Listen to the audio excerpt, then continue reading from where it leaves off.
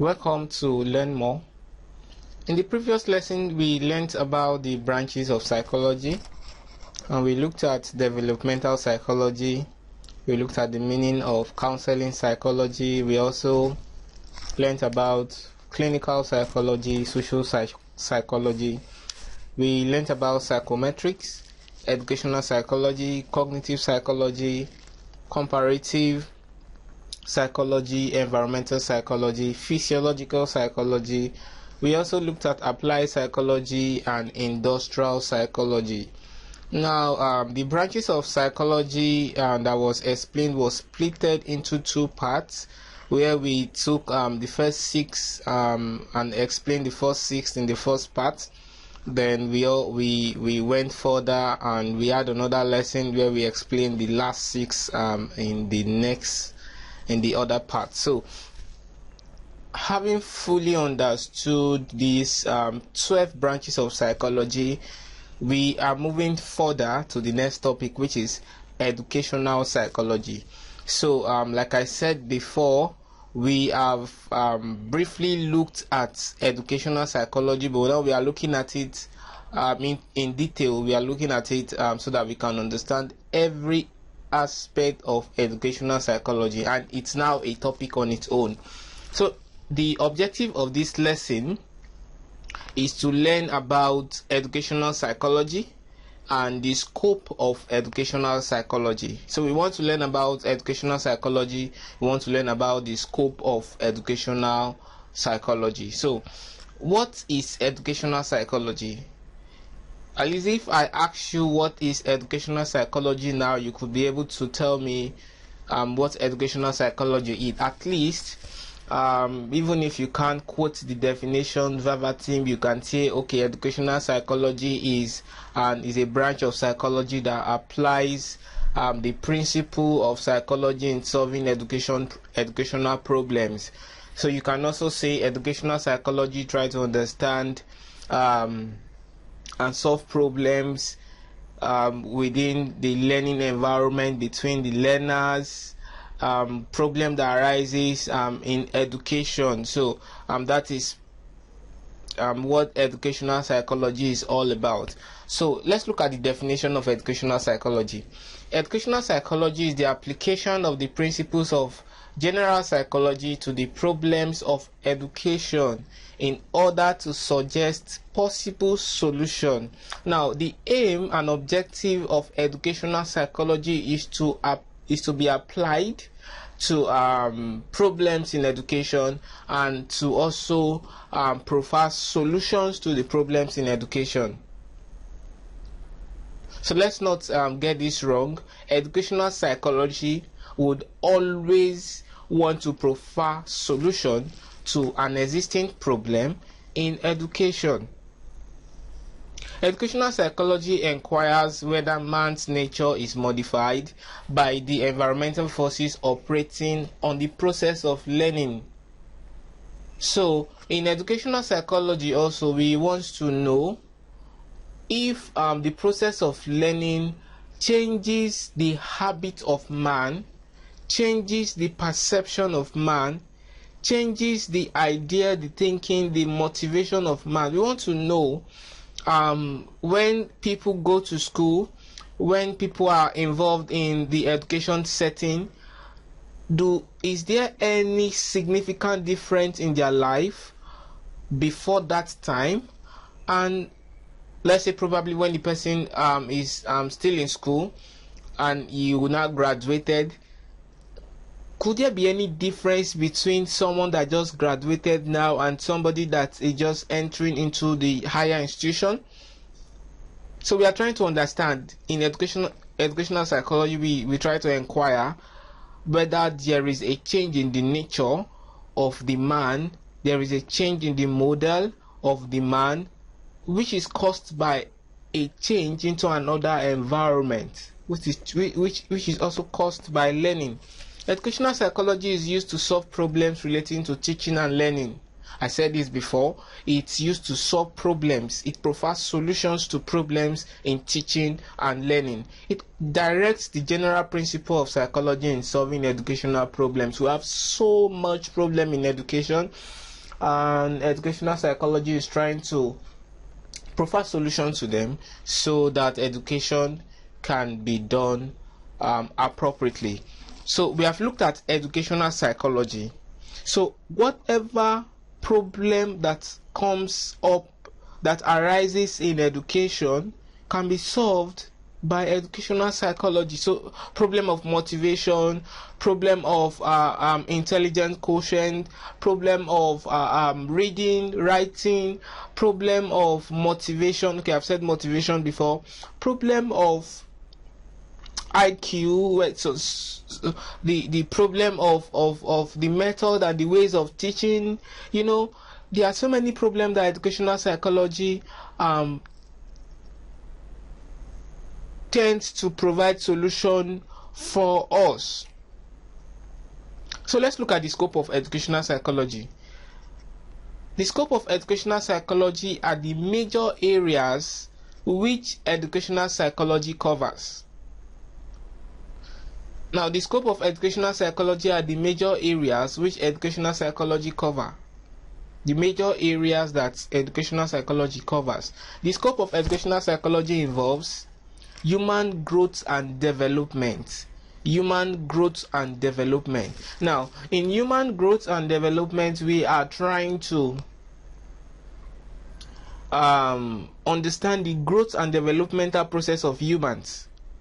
The growth and developmental process of humans, and how humans grow from conception to birth to childhood, early childhood.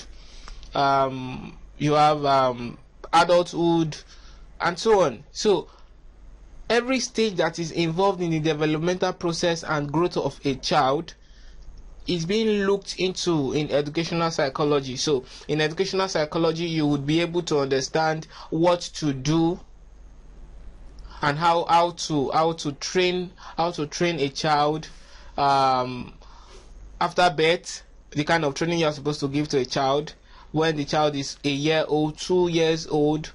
What are the paramount training that child should have? You know, these are some of the things we learn in educational psychology. Now, under the human growth and development, this human growth and development studies heredity and environment.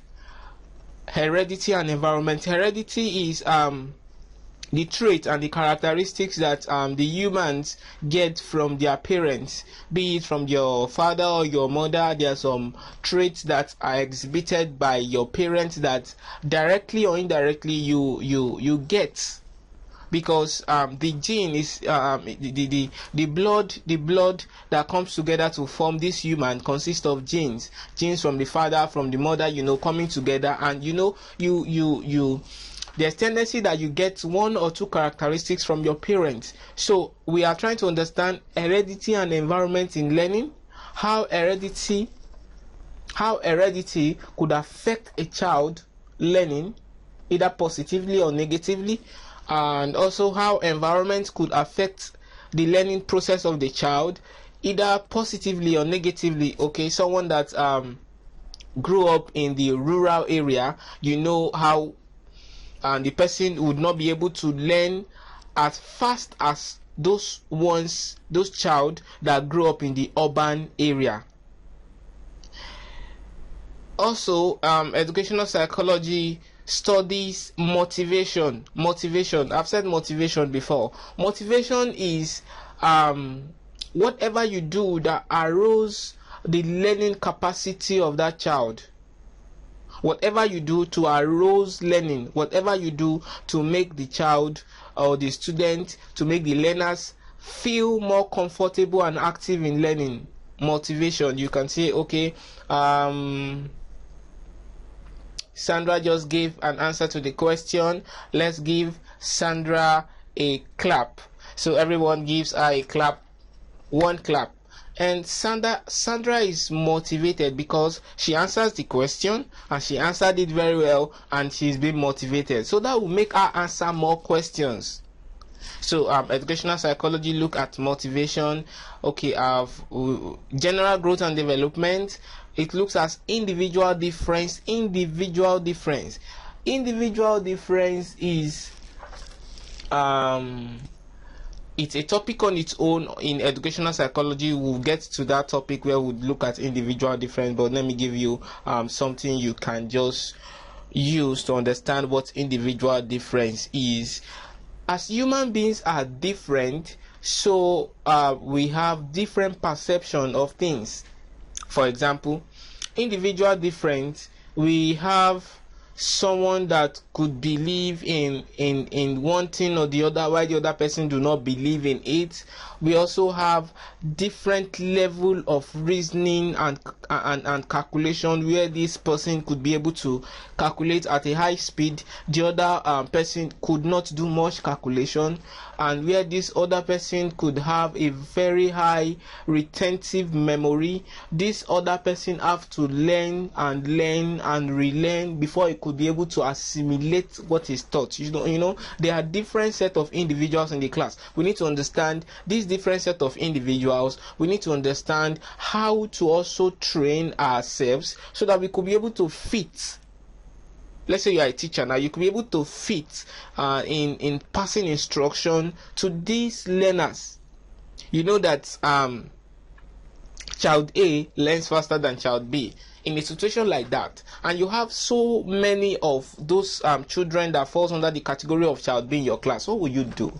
How will you go about it? So this is where we come to individual difference. So educational psychology also, under human growth and development, it looks into social and emotional development. Then number two, educational psychology, we also have human learning. We have the general nature of learning, factors influencing learning, those factors that influence learning, motivation and devices in teaching. We have skills, we have reasoning and problem solving, transfer of training and learning. We have memory, remembering and forgetting. All these concepts are what you should know in educational psychology. All these concepts are what it's involved in educational psychology. And then number three, we have personality and adjustment. We have this has to do with emotion, mental life of people, mental health of the teacher. We also have character development. We have social interaction. So I just listed some major concepts that are involved in educational psychology. Actually, they are grouped under three categories. So I said number one is human growth and development, then number two, human learning, and number three, personality and adjustment. Now, most of these concepts that I've said, we'll be looking at them one after the other as topics in educational psychology, so you don't have to there's no cause for alarm. Just be fine and follow us as we unleash the topics serially as we unleash them. So for now, we have looked at educational psychology and we looked at the scope of educational psychology. The scope of educational psychology. Don't forget, educational psychology is a branch of psychology that applies the principle of psychology in education. Now, there is a reason why the principle of psychology is being applied to education. It is applied to education in order to solve educational problems. In order to solve educational problems. So, in summary, we have learnt about educational psychology and the scope of educational psychology. In the next lesson, we shall learn about the techniques to educational psychology and factors that affect the learners. Factors that affect the learners. So that's what we'll be looking at in the next lesson. I want to make a call to you out there that you normally get lessons, videos. You could be of help to one or two people that are out there now and could not access this video. You could share the link to the person. Some people are in need of this and they don't know it's already going on. So I would appeal to you that you send the link to people, send the videos to people, so that your colleagues in school, you know, you have someone that needs this, you know, try and make it up to the person. See you in the next lesson.